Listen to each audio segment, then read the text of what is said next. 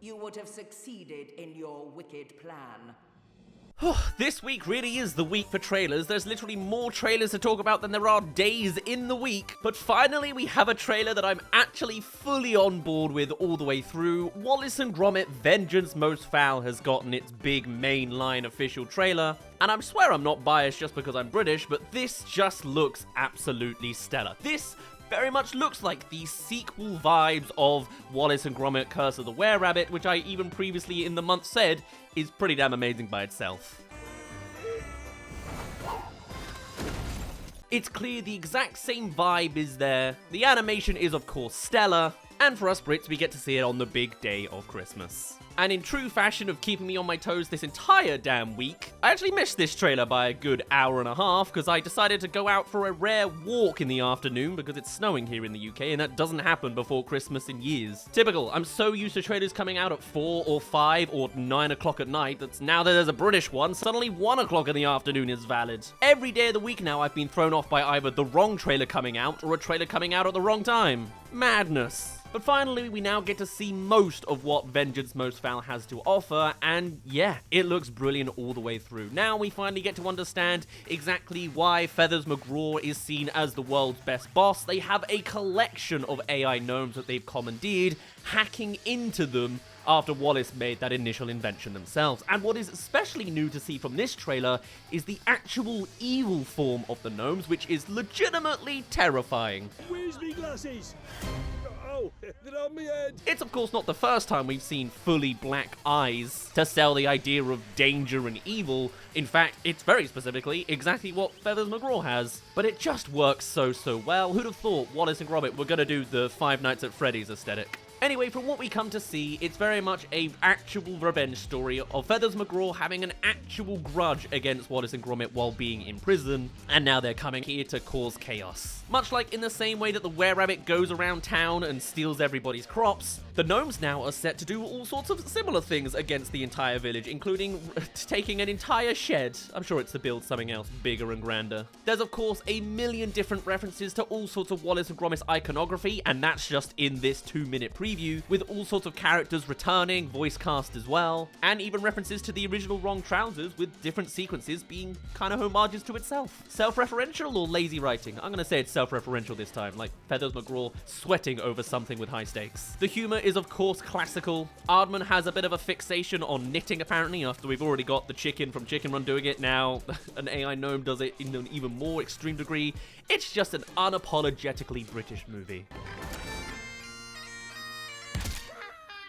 We're long far and gone from the old DreamWorks deal, so any kind of collaborative compromising for Americanizing this show is very much not happening, and you can tell. It is unapologetically very Lancashirean and Bristolian. It's just British in general. We even see in one of the wide shots that Feathers actually adopts a dog and is like petting it like an evil pet, which we have not seen anything about as far as I can understand so far. After its rival productions in the form of the other trailers coming out this week having all sorts of red flags attached to them, whether it's live action adaptations that are shot for shot the original movie, live action adaptations that have the worst part being the fact that real humans are in it, a spin-off TV series that isn't a mainline movie that has all the hype going behind it with jelly blob looking character designs, or hey, just outright 100% AI generated content, to finally see a movie doing it well in the modern day with no real red flags going. At most, that one shot of Gromit's toes almost being cut off is kind of horrifying, as is the black eyes in general and that flamethrower shot, but honestly that's at this point a green flag. It's very well done,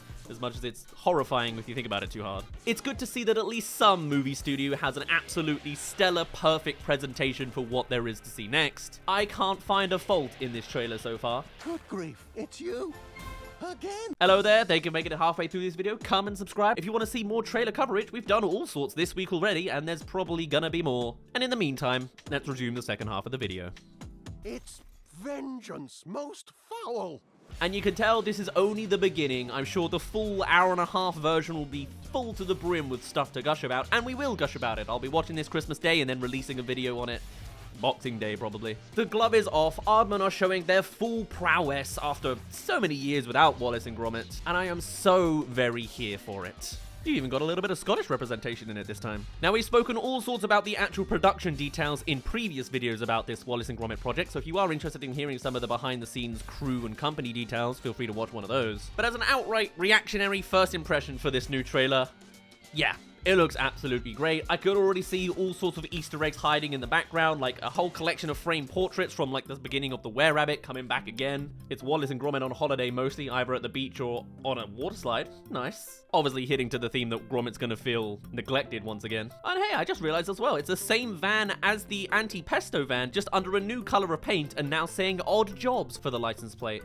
And now I'm looking at this trailer frame by frame, I'm seeing more little jokes like no parking without a G on it because you're in the Yorkshire area. Why would me own gnome turn evil?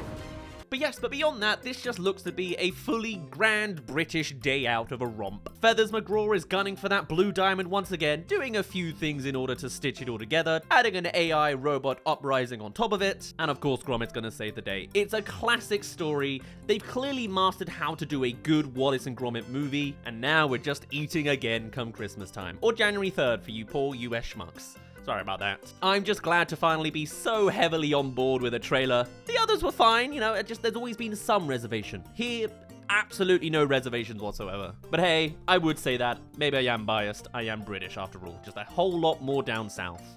Robot recharge time. Anyway, on that note, I will finally end it off there. My name's been Daz. Thank you very much for reaching the end of this video. Do let me know your thoughts on Wallace and Gromit now that you've seen the full trailer. Let me know of any other Easter eggs I haven't noticed in the background. I've been looking pretty closely at this trailer, but I probably still missed something. And on that note, I shall see you in a little bit.